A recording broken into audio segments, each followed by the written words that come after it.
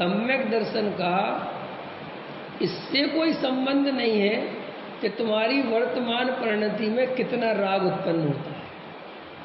सम्यक दर्शन का इससे प्रसंग है, इससे मतलब है कि तुम्हें बरतते हुए राग में उपादेय बुद्धि तो नहीं है। अगर तुम्हें उपादेय बुद्धि है तो तुम मिथ्या दृष्टि हो, चाहे तुम्हारा द्रव्य लिंगी जैसा आचरण ही क्यों ना हो। ख्याल में आया? और अगर बरतते हुए राग में उपादेय बुद्धि नहीं है तो तुम सम्यक दृष्टि हो, चाहे भरत जी जैसा ही चक्रवर्ती पद क्यों ना हो। तो कितनी कीमत है श्रद्धा की। अब बहुत समय हो गया व्याख्यान, उसमें सब प्रवचनों में पहले मैं बहुत समझाता था कि हमें श्रद्धा का और चारित्र का भेद पता नहीं है। हम बरतती हुई परिणति को श्रद्धा समझ लेते हैं। बरतती हुई परिणति का नाम, रागादि विकारी का नाम श्रद्धा नहीं है। श्रद्धा तो आपके श्रद्धान का नाम है। आपकी अंदर मान्यता क्या है, ख्याल में आया कि नहीं आया? और वहां तक लोग बहुत कम पहुंचते हैं। सम्यक दर्शन कठिन क्यों है पता है आपको? सम्यक दर्शन है श्रद्धा गुण की पर्याय। किस गुण की पर्याय है? और उसका नाप करते हैं चारित्र गुण से। तो गड़बड़ क्या होती है कि सुधारनी थी श्रद्धा और सुधारते क्या है? चारित्र। और चारित्र बिना सम्यक दर्शन के सुधरता नहीं। तो सुधरती है वो क्रिया। समझ में आया ना? किसी क्रिया से तो सम्यक दर्शन वो है नहीं, चारित्र। क्रिया से तो सम्यक चारित्र है नहीं। तो क्या कहा मैंने? चाहते हैं सम्यक दर्शन, ताकत लगाते हैं चारित्र में, और चारित्र सम्यक दर्शन के बिना होता नहीं। तो चारित्र के नाम पर क्रिया सुधारते। क्या सुधारते हैं? क्रिया। और क्रिया सुधारने से सुनो क्रिया का कर्ता जीव नहीं, क्रिया का कर्ता। अब पूछ रहे थे ना, कौन पूछ रहा था? निमित्त नैमित्तिक संबंध। अब आ जाएगा तुम्हारा निमित्त नैमित्तिक संबंध। देखो कैसा गजब गजब का दृष्टि, यही तो समझने लायक है। निमित्त नैमित्तिक संबंध अगर जीव समझ जाए तो भाई साहब बात खत्म हो जाए। निमित्त नैमित्तिक संबंध पता कैसा है? जैसे अन्य मतियों में माया है। कौन है? माया। माया समझ गए कि नहीं समझ गए? जब अपन वेद परंपरा वालों से पूछते हैं कि जब भाई साहब सभी ही ब्रह्मा है, अद्वैत ब्रह्म, सब एक ही ब्रह्म का सब कुछ है, कोई अन्य है ही नहीं, तो फिर ये सब जीव बेचारा परेशान हो रहा है, इधर से उधर हो रहा है, पर इतना दुख हो रहा है, क्यों हो रहा है? तो वे एक ही उत्तर देते हैं कि साहब ये ब्रह्मा की छोड़ी हुई माया है। क्या है? जो हमें सच्चाई नहीं दिखाई देती। जल्दी समझ में आया? और जिसके चक्कर में तुम घूम रहे, वहां तो माया है। अब यहाँ भी कुछ होना चाहिए। यहाँ क्या है? जैन दर्शन में क्या है? देखो आत्मा और शरीर अलग अलग है ना मुकेश जी, अलग अलग है। ज्ञान दर्शन और रागादि विकारी भाव अलग अलग है ना। ज्ञान का परिणमन अलग है, राग का परिणमन अलग है, श्रद्धा का परिणमन अलग है। बराबर है कि नहीं? क्लियर हो गई? ठीक। लेकिन जो परिणमन है इन सब में निमित्त नैमित्तिक संबंध के कारण जीव को अंतर समझ में नहीं आता। ख्याल में है? हाथ उठा। किसने उठाया? किसने उठाया? याद किसने उठाया? अब बोलो बोलो, कोई बात नहीं। किसने उठाया? अरे जो दिल करे वो बोलो, क्या फर्क पड़ता है? किसने उठाया? मैंने उठाया ना, मैंने उठाया यार। ठीक। अब ये वस्तु स्वरूप क्या है कि हाथ मैंने नहीं उठाया। ख्याल में आया? अब ये बात कैसे समझ में आई कि मैंने नहीं उठाया? क्योंकि सामने दिख रहा है कि मैंने हाथ उठाया। अच्छा मैं कितनी बार उठाऊं बोलो? 10 बार उठा सकता हूँ, गिनती करके उठा सकता हूँ, और ये फेल नहीं होता। अब जीव को भ्रम होता है कि भैया ये कौन सा पागलपन है कि हाथ मैंने नहीं उठाया। नहीं समझ में आया? अब ये समझ में कैसे आए? क्योंकि आंखों के होठ में अंधे तो नहीं हो सकते। सामने दिख रहा है कि साहब आपने उठाया, और चलो एक बार गलती से उठ जाता, मान भी लेते कि चलो एक बार उठ गया, आप टाइमिंग करके उठा सकते हो। मैं अभी 8:10 पर उठाऊंगा, 10 बार उठाऊंगा, 15 बार उठाऊंगा, कोई डिस्टरबेंस नहीं आएगा, क्योंकि नेचुरल ऐसा डिस्टरबेंस आता नहीं।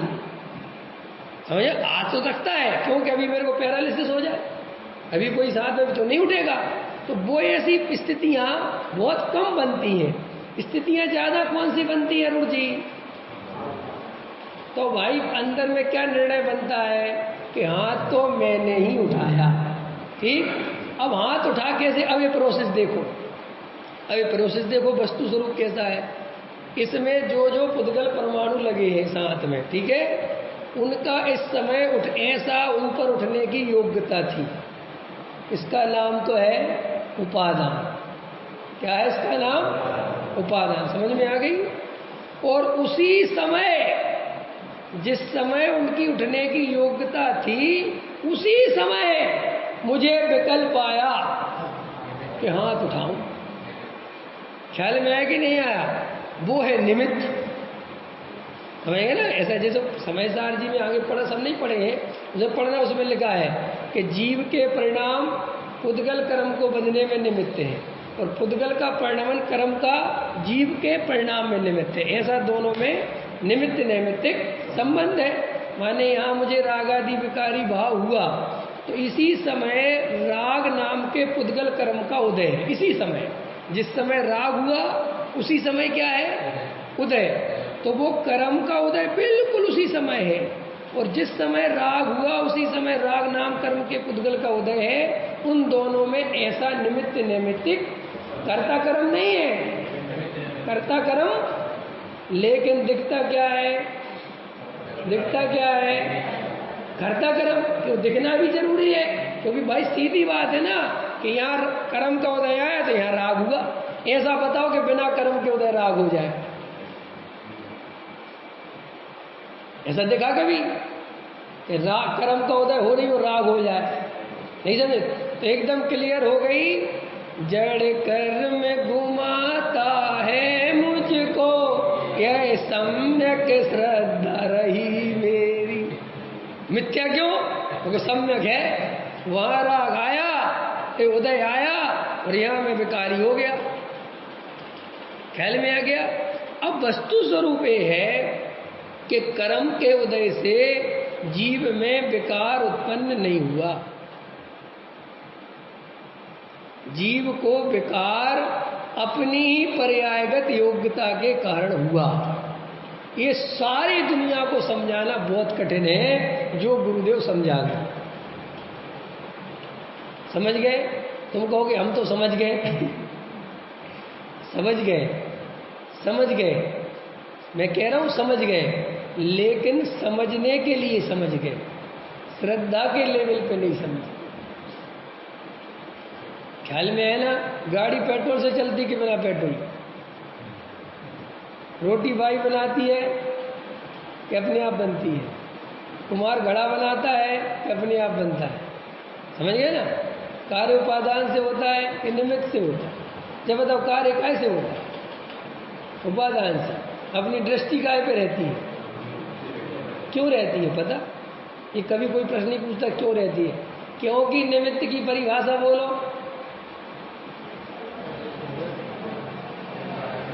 अरे जिस पे सुप्रीम कोर्ट ने आरोप लगाया है, ख्याल में आया कि नहीं आया कि ये एक्सीडेंट इस आदमी ने किया है?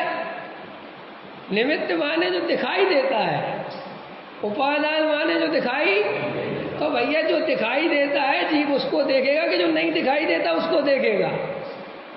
बस यही गुत्थम गुत्ती है, यही क्लाइमेक्स है, यही सुलझाना है, यही बात समझनी है कि उपादान से कार्य होता है तो उपादान है कहाँ? ख्याल में है ना? निमित्त तो दिखाई दे रहा है ना, लेकिन उपादान दिखाई किसने उठाया? मैंने उठाया अंदर। अब ये पुद्गल परमाणु थोड़ी कह रहे हम अपने आप उठ गए। अंतर समझ में आया ना? तो निमित्त नैमित्तिक संबंध माने जो एक दूसरे के कर्ता नहीं है, लेकिन कर्ता जैसे दिखाई देते हैं। ख्याल में आया? एक दूसरे के कर्ता। अब और समझो कि साहब निमित्त नैमित्तिक संबंध में कर्ता कर्म संबंध नहीं है, ये बात हम कैसे समझें? आपके कहने से थोड़ी मानेंगे कि हाँ उसका भी तर्क खोजना चाहिए। उसका तर्क ये है कि निमित्त नैमित्तिक संबंध सदा काल घटित हो ऐसा नहीं है। जैसे अभी हो रहा है, लेकिन अभी मेरे हाथ में पैरालिसिस हो जाए तो मुझे विकल्प तो आएगा हाथ उठाने का, लेकिन मैं उठा तो तुम्हारा निमित्त नैमित्तिक खतरे में पड़ गया ना। अंतर समझ में आया कि नहीं आया? तुमने रोटी बनाई, ख्याल में है ना? देखी ना रोटी ऐसे बना रहे अपन, तो देखो रोटी में भी गहराई में जाओगे तो तुम उसके कर्ता नहीं हो, क्योंकि तुम एक जैसी नहीं बना पाते। अंतर समझ में आया? एक जैसी। अब तो ये वैज्ञानिक कहते हैं ये बात प्रमाणिक तौर पे कि ये हाथ अगर 10 बार उठा है तो एक जैसा नहीं उठा। उनके पास ऐसे मीटर है नापने के कि वो बताते हैं कि पहले इतने डिग्री घूमा था, फिर इतने डिग्री था, फिर इतने, जबकि तुमने ऐसा कुछ भी नहीं। एक से हम बोल नहीं सकते। आप अगर यही प्रवचन जो भी हो रहा है कल कहना कि साहब कल का रिपीट कर दो, वो रिपीट होगा ही नहीं। इससे क्या सिद्ध हुआ कि अगर मैं करता होता तो फिर मैं जब चाहे तब ऐसा कर देता। अंतर समझ में आया? लेकिन मैं करता नहीं हूं।